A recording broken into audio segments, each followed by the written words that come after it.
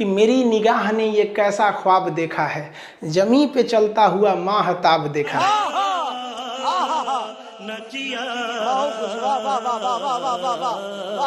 आप ही बताइए ना, कहीं गड्ढा खोद दीजिएगा तो उसमें रोशनी थोड़ी ना जाएगा ज्यादा, गड्ढा में ज्यादा रोशनी नहीं जाता है, थोड़ा ही रोशनी जा पाता है। तो चंद्रमा की सतह जो है ना पूरी तरह से गड्ढा है, इसीलिए हमारा जो चंद्रयान गया था या फिर ज्यादातर जो भी चंद्रमा पे उतारे जाते हैं यान, उस सूर्य ज्यादातर गड्ढे में गिर जाते हैं सब, और वो अपने संपर्क को खो देते हैं सब।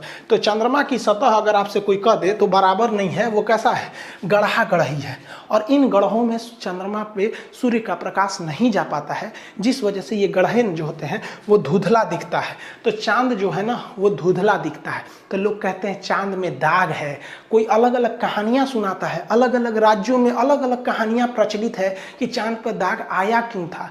भैया चांद पे कोई दाग नहीं है, चांद पर गड्ढा है। जिस तरह से महिलाओं के या पुरुषों के यहाँ पिंपल्स निकल जाते हैं ना, किसी किसी का खौरा जाता है, कटहल की तरह हो जाता है, तो वो भी दाग की तरह हो जाता है। वैसे ही चंद्रमा पर भी है, यहाँ कोई दाग वगैरह नहीं है, उस गड्ढे में प्रकाश न जाने की वजह से थोड़ा सा धुंधला दिखता है। इंग्लिश में इसे क्या कहते हैं, मून कहते हैं, और हिंदी में चंद्रमा। उर्दू में क्या कहते हैं, इसे महताब कहा जाता है। कहते हैं ना कि मेरी निगाह ने ये कैसा ख्वाब देखा है, जमी पे चलता हुआ माहताब देखा है। समझ में आ गया कि नहीं। और यूट्यूब है, इस पे थोड़ा सा शायरी कम होना चाहिए, हमको लगा एप्लीकेशन है। चंद्रमा का बहुत महत्व है। सोच रहा बचपन में मम्मी क्या कहती है कि चंदा मामा, बचपन में क्या कहती है, चंदा मामा। और वही लड़कवा जब बड़ा हो जाता है ना तो मम्मी कहती है चांद सी दुल्हन लाएंगे। अरे ससुरा तूने, इसका मतलब तू मामा को दुल्हन बना रही है। अरे अरे भाई, तो ये कहने के लिए चंदा मामा दूर के पुआ पकाए खीर के। अभी तो हाल ही में करवा चौथ बीता है। करवा चौथ में पत्नी अपने पति को चलनी में देखती है, फिर चांद को देखती है, और गर्लफ्रेंड अपने बॉयफ्रेंड को चायछन्नी में देखती है, क्योंकि उसका पावर कम है तो फिर सामान भी छोटा होना चाहिए। आप देखिएगा एगो लड़का लड़की शादी करके भाग जाएगा सब, अब उसके बाद से लड़कियां पकड़ाएगी ना तो कोर्ट में आके क्या कर देगी, हमको बहला फुसला के लेके भाग गया। अब आप बताइए किसी लड़की को कोई बहला फुसला के भागेगा कि चलो चलो चलो भाग जाते हैं शादी कर लेते हैं, नहीं ना लेके भाग सकते हैं। ऐसे कोई लड़की को लेके भागेगा, और देखो कौआ कौआ कौआ। अरे बहलाया फुसलाया किसको जाता है, जिसके पास बुद्धि नहीं है। तो हमारा कानून कहता है कि देखिए समाज को बेहतर बनाने के लिए जरूरी नहीं कि सब पे कानून बराबर लगे, किसी पे थोड़ा सख्त कर दीजिए, किसी पे कम कर दीजिए। इसका मेन मकसद है हिंदुस्तान को अच्छा रखना, इसीलिए इसको लाया गया है कि थोड़ा बहुत ऊंच नीच हो जाता है। देखिएगा लड़का लड़की अगर भाग जाएगा ना तो कोर्ट में लड़का का कोई ज्यादा वैल्यू नहीं दिया जाएगा, लड़कियां जो कहेगी वो सही हो जाता है। इससे क्यों रखा गया इस चीज को, ये एक तरह से जरूरी भी है, क्योंकि ज्यादा अगर बराबर कर देंगे ना तो फिर समाज में एक डिसबैलेंस हो जाएगा। आप देखिए कि राष्ट्रपति और राज्यपाल जो है इनका आता है अनुच्छेद 14, इसमें बड़ा कंफ्यूजन, ध्यान रखिएगा यूपीएससी में इससे क्वेश्चन पूछता है। इसमें दो तरह की बातें कही गई हैं।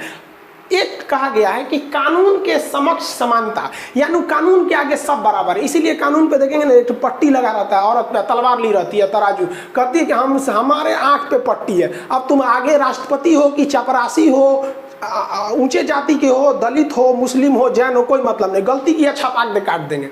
यानी कानून के समक्ष समानता, इक्वेलिटी बिफोर लॉ। बिफोर का मतलब पीछे नहीं, बिफोर का मतलब सामने नहीं, देखते अपोजिट मतलब सामने। तो कानून के सामने सब बराबर है। ये बातें सबसे पहले किसने किया था, एवी डेसी। एवी डेसी एक बहुत बड़े शास्त्री थे, उन्होंने ये बात को बताया था। ये यूपीएससी का क्वेश्चन पूछा है कि एवी डेसी का सिद्धांत कौन है, तो कानून के समक्ष समानता। इसी को फॉलो किया गया ब्रिटेन में। ब्रिटेन में कानून सबके लिए बराबर है, वहां की रानी के लिए भी, प्रधानमंत्री के लिए, सबके लिए भी। लेकिन अमेरिका के लोगों ने कहा कि ये गलत है, कानून सबके लिए बराबर नहीं होना चाहिए। जैसे मान के चलिए कि कोई 5 साल का लड़का है, वो क्लास 5, मान लीजिए कोई क्लास 5 साल का लड़का है, और कोई लड़का 20 साल का है, तो क्या एक ही कानून दोनों पे लागू कर देंगे? देखिए तो 5 साल के लड़के का टिकट ट्रेन में आधा लगता है और 20 साल के लड़के का टिकट पूरा लगता है। अब अगर कोई सुप्रीम कोर्ट में केस ठोक दे इस आधार पर कि सुप्रीम कोर्ट आप बहुत बड़े कानून के रक्षक बनते हैं, ये बताइए हम 20 साल के हैं तब वो भारत के नागरिक हो, बचो है तो वो भारत का, ओकरा आधा का है लग रहा है, हमरा का है पूरा लग रहा है। समझ में आया कि नहीं आया? तो यही कहता है कि देखिए अमेरिका के संविधान में क्या कहा है, कानून का समान संरक्षण। यानी अगर आप बड़े हैं या छोटे हैं, अगर कोई गलती कर दिए हैं तो सजा आप दोनों को बराबर मिलेगी, लेकिन कुछ हद तक आपको अलग देखा जाएगा क्लासिफिकेशन के नाम पर। जैसे भारत में महिलाओं को फांसी नहीं लगी अभी तक, कुछ डिफ्रेंसिएशन करना ठीक है। ये क्यों ठीक है? क्योंकि समाज को एक बेहतरीन बना के रखने के लिए। आप देखिएगा, एगो लड़का लड़की शादी करके भाग जाएगा सब, अब उसके बाद से लड़कियां पकड़ाएगी ना तो कोर्ट में आके क्या कर देगी, हमको बहला फुसला के लेके भाग गया। अब आप बताइए, किसी लड़की को कोई बहला फुसला के भागेगा कि चलो चलो चलो भाग जाते हैं शादी कर लेते हैं? नहीं ना लेके भाग सकते हैं। ऐसे कोई लड़की को लेके भागेगा, और देखो कौआ कौआ कौआ, अरे बहलाया फुसलाया किसको जाता है? जिसके पास बुद्धि नहीं है। तो हमारा कानून कहता है कि देखिए, समाज को बेहतर बनाने के लिए ज़रूरी नहीं कि सब पे कानून बराबर लगे, किसी पे थोड़ा सख्त कर दीजिए, किसी पे कम कर दीजिए। इसका मेन मकसद है हिंदुस्तान को अच्छा रखना, इसीलिए इसको लाया गया है कि थोड़ा बहुत ऊंच नीच हो जाता है। देखिएगा, लड़का लड़की अगर भाग जाएगा ना तो कोर्ट में लड़का का कोई ज़्यादा वैल्यू नहीं दिया जाएगा, लड़कियाँ जो कहेगी वो सही हो जाता है। इससे क्यों रखा गया? इसकी दो सूचना सुनिए। देखिए, ज्योग्राफी का एडमिशन क्लोज कर दिया गया था, लेकिन बहुत सारे लड़के छूट गए थे और क्लास लेते समय एप्लीकेशन पे सब यही कहता है, सब सर एडमिशन थोड़ा ओपन कर लीजिए।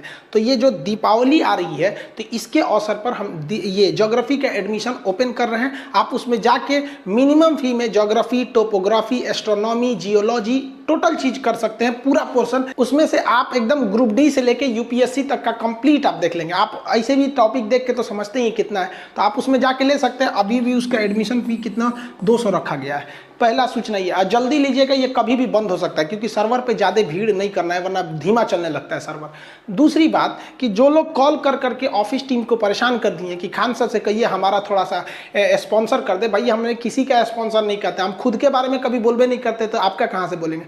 दूसरा, ये लोग परेशान करते हैं लोग कि सर आप हमारे पास इतने पैसे ले लीजिए, हमारे यहाँ आके पढ़ाइए। भाई हम कहीं नहीं जा सकते हैं, तो इसलिए आप प्लीज़ परेशान मत किया कीजिए। इतना परेशान कर देते हैं लोग कि ऑफिस के नंबर को ऑफ करना पड़ता है, और फिर स्टूडेंट्स को प्रॉब्लम हो। हम यहाँ प्रचार नहीं कर सकते किसी का, और दूसरा हम कहीं नहीं जा सकते, हमें कोई ले नहीं जा सकता है। आप कीमत की बात छोड़िए, हिंदुस्तानी है, हमें प्यार से बुलाया जाता है, खरीद तो कोई नहीं सकता है हमें। जिसके रीजन भी है, अगर हमको कोई करोड़ में खरीदेगा तो कल को वो हमारी फीस 200 रुपये तो रखने नहीं देगा, फिर गरीब लड़के मारे जाएंगे। इसलिए आप इसको समझेंगे, एडमिशन जल्दी से लेना होगा जिनको लेंगे, वरना ये फिर बंद हो जाएगा। मिलेंगे नेक्स्ट क्लास में। जय हिंद।